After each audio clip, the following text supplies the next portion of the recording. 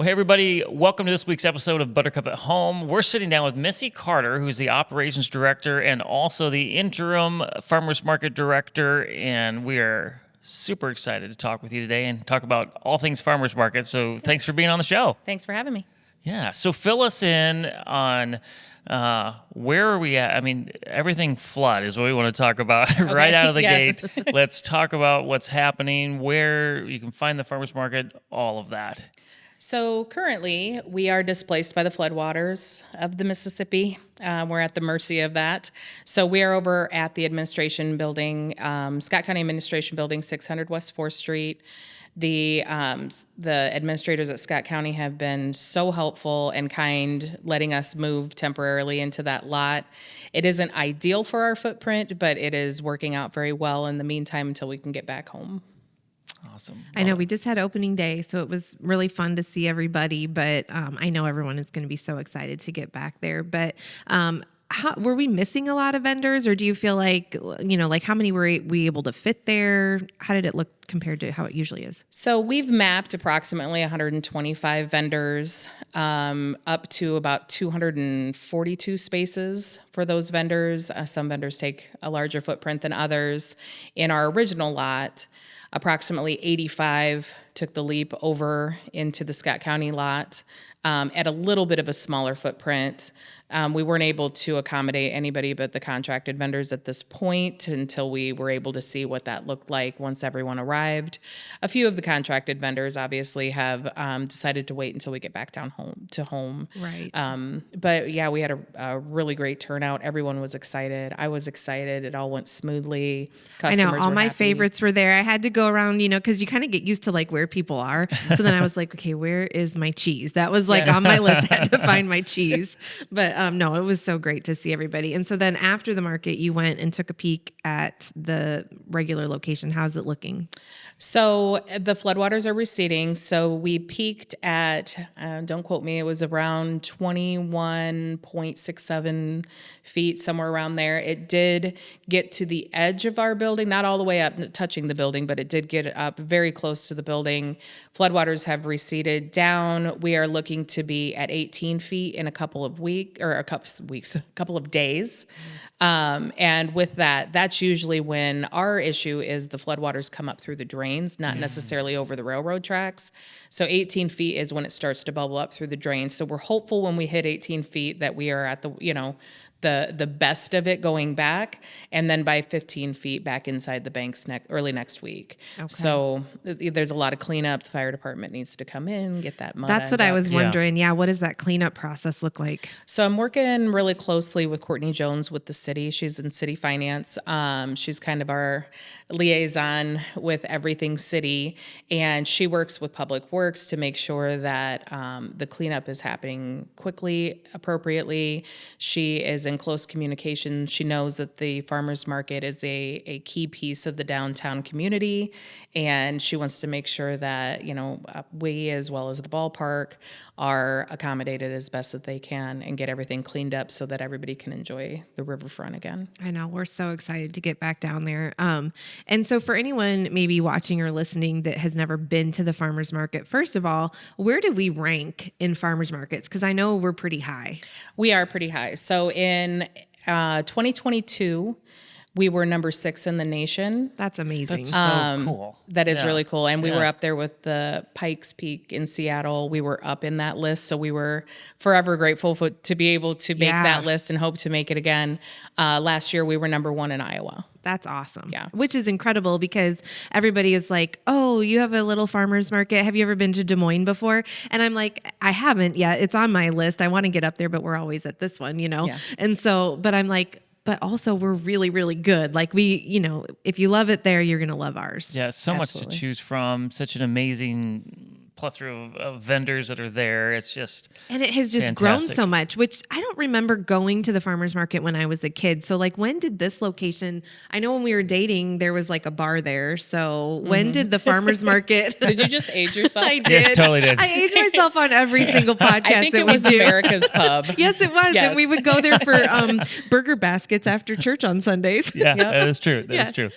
So yeah, when did that actually open up and become the farmer's market? So the farmers market itself originated approximately about 20 years ago. I don't know the specific dates. It was a handful of farmers that got together and they were going to sell their goods around 2012, I believe. You kind of hear different stories from different people, but around 2012 is when they were able to secure rental inside for the indoor market so that they could have a year-round market, use the facilities. So it hasn't been there indoors so long, but it's been there long enough to kind of be that institution in the downtown. And there's been growth every single year. Yeah. People are added, and we, first and foremost, they created a nonprofit. And with that nonprofit, because we are a nonprofit, a lot of people think sometimes maybe we're owned by the city or maybe we are just a for-profit business. We are a nonprofit, and we are focused on incubating small businesses in the community. We are focused on handmade, homegrown, artisans, makers, bakers. And so with that nonprofit, our main focus is to support small business, help them grow in the community. And also it helps the community to be able to have places to shop that are unique and not just, the franchise. And nothing wrong with the franchises, but just something unique to our community. Right. And that is one of my favorite things about the market there. And we go to a lot of different markets, but the Freight House Farmers Market was our first, it was the only thing open during COVID, and that was the year that we launched. And so that has been such a key part of our growth and our story. And so whenever we go to other people and they say, what should I do or where should I go? I always say, go be even just they don't know that you can be occasional vendor at the farmer's market. I'm like, you don't have to commit to the whole season. Just go try it out a little bit. You're going to meet some new customers. You're going to get a feel for how people react to your product. And then you can decide from there what to do. And I think that's incredible that you let people come in and do that. They can kind of test out their business idea. So that is one of my favorite things about the farmer's market. Yeah, I think it's so good. And let's unpack the indoor market a little bit more, because there's a lot of people. That's the whole time we've been there. Every week. Like, what do you mean the indoor? And it's just like, so just share a little bit, because I love all my friends at the indoor market. There's so many fantastic people. So talk about that a little bit. So the indoor market is made up of 18 to 20 vendors that have either shown a need that they need to have their product inside, i.e. candles, chocolates. We have a couple bakers that one of their main focus is chocolate. And so being outside, yes, they can be a pop-up vendor or an outdoor vendor. It's just not ideal for their product. And then there are some vendors that have grown their business from, the Saturday weekend market that they want to be able to operate year round. So they are also indoors. Agricultured Renegade Kombucha has a huge following. It is the next step to brick and mortar. I know we do the same thing always. Brick and mortar. Yeah. Shout out. Haley got me. So it's that next in-between step. And we've really seen the foot traffic of the indoor market grow over the last year or so. And I'm excited that the community is, you guys are open year-round? Yeah, they do pose the question quite a bit. Yeah. Social media, Messenger, like, what do you mean you guys are open today? Well, we're open indoors. We do face south, which has been an issue for us because when you're driving on River Drive, you don't see the real front side of our building. You see the back side of our building, and it looks very closed off. We received a grant from RDA to be able to put windows into the north side of the building, and I'm working with the city on that. That's going to look so cool. Yeah, to be able to get that visibility so that more people will know that the indoor market is there. It's open year round. It's been a little bit of a challenge to get people indoors from outdoors, but the more word of mouth, the better. Yeah. And it's so funny to me. Like, I didn't realize that until we became an indoor market vendor. But like when we would take our kids there, we would always go inside. They would, the whole time we were outside, they were like, can we please go inside? Can we go inside? I'm like, there's all good things in and out. Like you got to do the whole market. But that was like always where they wanted to go. So it blows my mind that people don't know that even exists. But speaking of all year round, what are some other times that the markets are open that people can come? Like, what do you have coming up? So every weekend we are open Saturdays, 8 a.m. to 1 p.m. Indoors stays open till 2. once we're back down into the indoor market. Saturdays are 10 a.m. to 2 p.m. And then once we get back home during the summer, we have a Wednesday evening market that is from 4 p.m. to 8 p.m. And that's kind of the little known thing too. Like people, I didn't know you were open on Wednesdays. We're open on Wednesday evenings, 4 p.m., 8 p.m., all the way through the end of August. And what are some things that you have coming up this year that's like a new thing? Why would we want to come? So for Wednesday market, always the Quad City Cruisers are there. Love to see the old cars, talk to the car guys about, and girls about what they love. You can see the passion in their hobby as well, so they like to join us. Relax on the riverfront. You can go to Front Street Brewery, grab a drink.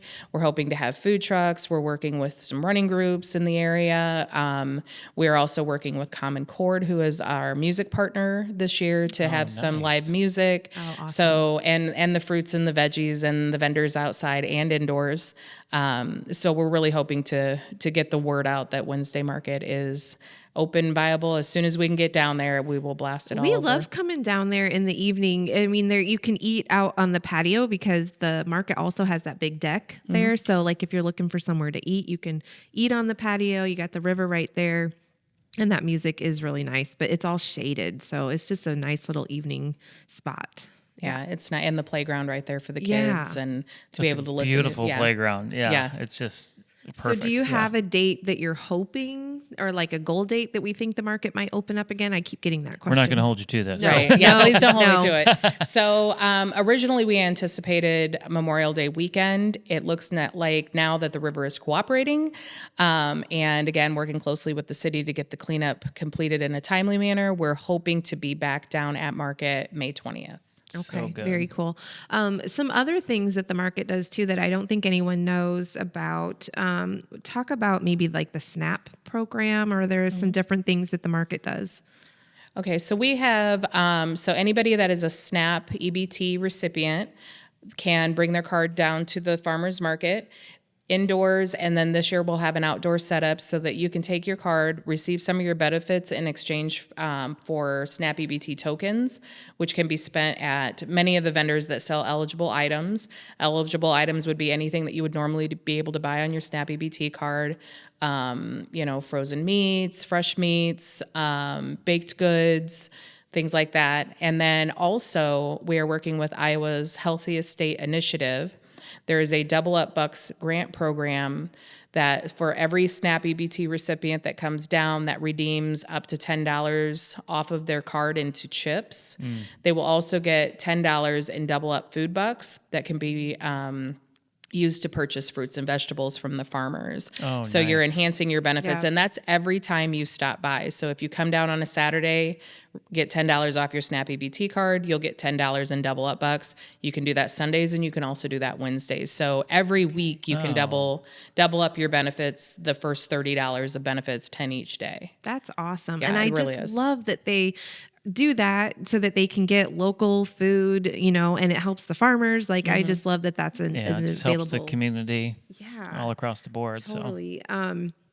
So tell us, like, who are some of the vendors that we have down there? Like, what kind of things, if you've never been before, what types of products or foods can you experience? Oh my there? gosh. I know. Endless. Where do I start on Like, that if you were list going to come without hungry, would you be able to eat that day? Would you? Yes, absolutely. You do categories and not specific Yeah, people. let's, Somebody doesn't go, why did you say why me, did you Missy? say my Why'd you name?" name me? So as far as food goes, we have a lot of new food vendors as well as some old standbys. There's the wood fire pizza, tacos, there are barbecue. We have a new vendor that's doing kind of Cuban food. So we have a lot of a taste of Haiti is there. So there's a lot of variety in the food this year. And there's also the snacks. There's the kettle corn and the cake pops, and there's a lot of candy coated nuts, stuff like that. So as far as the food goes, there's a lot of variety this year. And cheese. That is my favorite. Cheese curds. Cheese curds. Yes. Yep, cheese curds. In looking at as far as farmers go, we have a nice group of growers that are part of our homegrown program. And what that means is they are certified that they are growing their own product. They are touching it with their own hands. They are nurturing it all the way to market. So when you see that homegrown program participant, you know that is local. You can talk directly to the farmer. Nice. Some people, we do have brokered produce as well. And I don't want to take away from that at all, because some people look at brokered produce and go, oh, well, he didn't grow it. So, but he or she selling the brokered produce, not only are they a small business bringing you local product, they are sourcing it from the Midwest as well. And if it's outside of the Midwest, it says where it comes from. So even though it may be brokered, you still know where your food is coming from. You can talk directly to the person who acquired the food. So we do have that grower piece and broker piece as well, just to be able to cater to exactly what you need. Because, if we stick strictly to homegrown, then you might need a tomato in May and you can't get one. Yeah, but exactly. Someone who went a little further south got those tomatoes. So not all a bad thing when we talk about brokered produce. And then we kind of shift to the makers and the artisans and that includes our bakers. Some of the bakers are the most talented people that I've ever met. Yeah. They are so focused on, if you asked me to bake a loaf of bread, it's going to be a problem. Right. And they can make a loaf of bread in their sleep. They are just so talented and gifted at what they do. And you can taste the difference. I mean, you can really tell, when I get a loaf of bread from the market versus something processed from the grocery store, there is a true difference in the flavor and the quality. And I can ask my baker directly, what's in this? Yep. And the same thing with the makers and the artists. I can ask them, what are in your candles? What's in your body care? Could you make me, a painter? Can you make me a piece that has these specific colors in it? Like, where else can you go all in one place to be able to talk directly to those business owners and those makers? And it's so exciting to me to see the passion when they talk about their product. You really know that they care and that they put their heart and soul into this product. So there's a lot of different things going on at the market. Well, and I think that people just don't, if you just hear farmer's market, you might just think, oh, some sweet corn. But to go there and know that, and there's like a huge line for sweet Yes. corn. Oh, the sweet It's like, corn. it's crazy. yes, but you can get all of your shopping for that. You can get your meat, you can get produce, you can get your baked goods, but then also you can leave with some home decor and some gift items and the wine pouches and taste, like they have the little tasters and stuff, Yes. so like there's really truly something for everybody there, and it's so local. It's amazing. And you can just like what it does I think this is like the unseen metrics that a lot of people maybe don't connect the dots on, but just the community that's being established in between vendors and the friendships that are being made and the time as a family of being able to participate, or friends, and all the puppies. There's so, there's so many. It's like one of the best things ever of just seeing all the wonderful dogs roaming around that you get a pet. I mean, that's therapeutic. Just in and I of know. itself. I love that. And when we go to other shows, like we were in Dubuque a couple weeks ago, we were in Des Moines. And when they ask us where we're from and we say Quad Cities, and they'll say, oh, I'm coming there for whatever, what else is there to do? Every time I say, if you're there on a Saturday, you have to go to the farmer's market. Like you absolutely have to put it on your to-do list. They're like, really? It's that good? Yes. Come and you can eat breakfast, you can eat lunch, you can buy gifts, like you can do everything there. So it's just you can spend the whole day there. So So new windows coming. Anything else new that's going on there? I mean, cleanup, obviously. The cleanup is new. And not new necessarily, but worth a revisit is we have a partnership with Chord this year. They are booking all of the music acts for me to take a little bit off the plate. And again, when we talk about local and homegrown, that local homegrown music. So good. It's so lovely to sit out there, listen to, the younger kind of up and coming artists and the hobby artists that are just like, I want to sing a couple songs on the weekend during the day. So we really have a nice partnership with them to be able to have that music down there, not have to worry about it, just kind of that other additional piece. As far as new, I don't know that there's anything new on the horizon that I can speak of yet that we've solidified. We are always working on events. We're having, obviously, Mother's Day is this weekend, bring mom down. But I'm trying to think. The windows are huge. The windows are huge. That's the windows such a are big new thing. and Yeah. huge. I'm just trying to think. We are getting a new roof. Oh, And new okay. gutters Hey. on the building. That's awesome. New. That's going to That's be exciting. So the for building's us. not. If you come inside, you're not going to get leaked on. You're not going to get leaked on. So we have that, which is But those are huge huge moments. project. Yes. Yeah. And we're excited that the city is making improvements to the building and keeping kind of that historical piece of downtown for us in place so that we can utilize it. Yeah. Well, and I know that, so if you haven't been there, we face where the outdoor, what do they call it? The band shell. So there's music that happens over there as well, which is kind of a fun thing that if there's events going on there, you can kind of do both at the same time, walk LeClaire over. Park, yeah. That's what, Yeah. Yeah. And I think the next event or the next big event in LeClaire Park for the city is Red, White, and Boom. Right. So fun. hopefully some of our vendors will take the opportunity Yeah, to I work think with they the city. did that last year, didn't they? Food vendors Yeah. did. Yeah. Yeah. So hopefully they can take advantage of the opportunity to have that Yeah. downtown in the Right. in LeClaire Park. Yeah, and what's great having you in this spot and kind of as the interim director and operations is this isn't your first rodeo with being at the Right, you started were as a vendor vendor. yourself. I was a vendor. So I what would tell everybody what you used to make? So I'll tell a little bit of history about how I got to my food truck. I call it my midlife crisis, but I don't know that was even it. So I was 15 years in retail loss prevention asset management and decided that I wanted to do something else, something different, something a little more challenging at that, so many years you think I want a little more of a challenge. And I sat there and I thought about it and laid in bed at night. And I looked for a food truck for a year and a half and finally found one online. I shipped it up from Alabama. It was tears, happy tears, and oh my gosh, what did I just do when it Every pulled up? business owner It was ever. like, what did I just do? So my husband and I, he was kind of key to running my window.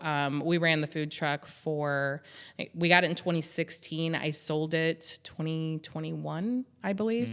I went back to work for the DOC. Did office work for a couple of years and decided I needed to come back to the market. And I came back as an indoor vendor at that point, and I just can't leave the market. I love it. All my friends are there. It's fun. It's funny. It's can be traumatic at times when things don't go right, and you have a vendor that all of a sudden their electricity's not working, or their whole jug of water that they needed for the day spilled on the ground. They sound so trivial in the moment, but at the time it is a complete travesty that it happened, and everybody coming together to make sure that vendor is okay. That's what I really love about the market and kept drawing me back there.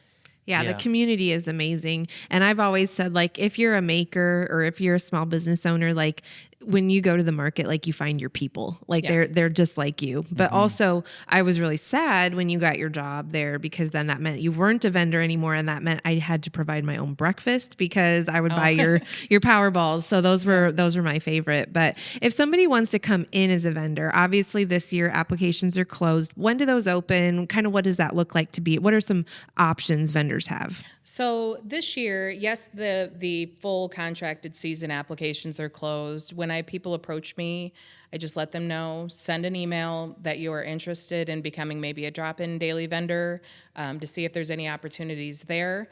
Just shoot a quick email to director@freihousefarmersmarket.com. Let me know your interest. I will get you the link to the application. All applications are vetted through a committee. They look at business plan, they look at products, is it a good fit with the market, because there's a lot that goes into that selection. Casey, Part of that. being on that outdoor committee. Yes. And Jen, you're on the indoor committee. Yeah. So just kind of vetting through those applications to see what's a good fit. We want a market that has a variety of items that we can offer for the customers. Customers, first and foremost, we want them to have a great experience at the market. If we only have, I don't want to say only, but if it was a market full of just bakers and artists, then we're kind of missing that food piece, or we're missing, the farmer piece, or, so when you look at the market as a whole, that's where those applications get vetted through. And some people, aren't aware of the process or don't understand the process a little bit, and I try to be as clear as I can. We don't want to dash anybody's hopes or dreams, but sometimes the product just isn't a good fit, or the business isn't a good fit, and we do have to turn some away, which I don't like to do, but it doesn't mean that they aren't a good fit anywhere. They're just maybe not a good fit for the farmer's market. Right. So we do still take those drop-in applications, but our full season applications open in January of each year. And they're usually open for about 8 weeks, and then that closes, and then the committees have a big job to do to get through those applications. And when you say drop-in vendor, that's like where maybe somebody that's a contracted vendor, like they're on vacation or something, and so then we have this weird hole, and we try to fill that with somebody dropping in, right? Yeah. Yeah. So what we try to do, if there is an absence of a vendor, whether it be for their daughter's getting married that weekend, or whatever the case may be, if we have that spot available, we like to fill them with like vendors to keep that variety. So if we have a food vendor that may not be there, we will try to fill them with the food vendors. So to keep the market full, keep it vibrant, and try to keep the variety there. Right. And so then some other options is obviously the full contracted vendor, and that means you're there for the whole season. And even with that, you can choose to be a Saturday vendor or a Saturday, Sunday. Can you choose just Sunday? Is that an option too? There are some vendors that are just Sundays. So you've got some flexibility there. And then the other option is an occasional vendor. And so when they get to come in as an occasional, do they tell you the dates up front, or how does that work? Yeah, it's a lot like a drop-in vendor. They go through the application and vetting process. And we have some vendors that if they're growing, say, sweet corn, they may not be there until the end of July, and then they're running through the end of August, and usually they're done at that point. So they'll pick the weeks that they have product available. Others have other commitments, and they just want maybe 8 weeks out of the year. They will pick those 8 weeks. If they're approved as an occasional vendor, they're still a non-contracted usually at that point, because we want those contracted vendors to be close to that 26 weeks of attendance. Right. Yeah. I don't Love know. it. I love it. I love Amazing the market. things It's happening. like our favorite thing. I feel good now that you said that it started really growing in like 2012. So we really didn't miss any years. We were there. We've been there. We're there since for the pretty much beginning. all of it. I felt like I participants. was like we had missed out on it. I was like, where was this when I was a kid? Surely it was here, but Right. it wasn't. Yeah. So we didn't miss out. And it And just we- keeps getting better Yeah. every we year. It have just keeps getting better. some of the vendors that are the original vendors are still there. That's amazing. That's so great. Yeah, Pat Connor, Palm Tree Pat, Luann Cedillo, and Pam Kruger. They have the roasted corn. They have kettle corn this year. So Neat. there are still some that they are the OGs of the farmers market, and they're going to love be there that. forever. Yeah. Yeah, but people Awesome. come looking for them, and they'll even like that was one thing. Like when we were there for the first year, people are like, "Do you know where so and so is?" I don't know what that is. Sounds delicious, but I don't know. Yeah. Like now I know what people are looking But for. it's just neat to watch because people that you get in this routine Yeah. of farmers where like I have to get this and this and this and then I go get this and then you kind of make your rounds and everybody's walking around with their Front Street beers and they're Well, just it's funny having because we were having a great training. day. Yeah, so this week we were training a new team member to do because this year we've added. Or I guess last year we added an outdoor booth, and we don't do it all the time because it does get really hot and it melts, but we like to have the option. But anyway, we were training him and he said, so when do sales like pick up or what should I expect? And I'm like, your 8 to 10 shoppers are here for their groceries. They're the regulars. They come in every week for the same thing. And then 10 o'clock on is your browsers. Yeah. And they're the ones that are here to buy a candle, but Yeah. everybody kind of has their routine that they get into there. Yeah. So if someone wants to track what's happening and stay up to date on everything, walk us through website, social media, how people can contact, and go ahead and give your email one more time that you had said before. So anybody who's interested in contacting the farmers market, they can email me at director@freighthousefarmersmarket.com. Our website is freighthousefarmersmarket.com. You can find us on Facebook, Freight House Farmers Market, and you can find us on Instagram, Freight House Farmers Market. So easy. Easy peasy. Yeah, easy peasy. I try to keep everything up to date as I can. Again, we are dislocated out of our spot this week to 600 West 4th Street, Scott County Administration Building, but we hope to be back home by the 20th, if not Memorial Day weekend. Awesome. we're so excited. Thank Yeah. you for coming in Thanks today. for being on. Thank you. Thanks for having me. Yeah. Well, hey, everybody. Thanks for listening to this week's episode. Make sure you hop on and like and comment and subscribe. We'd love to hear from you and people in the Quad Cities that you would like us to have on our podcast as well. We'll see you next time.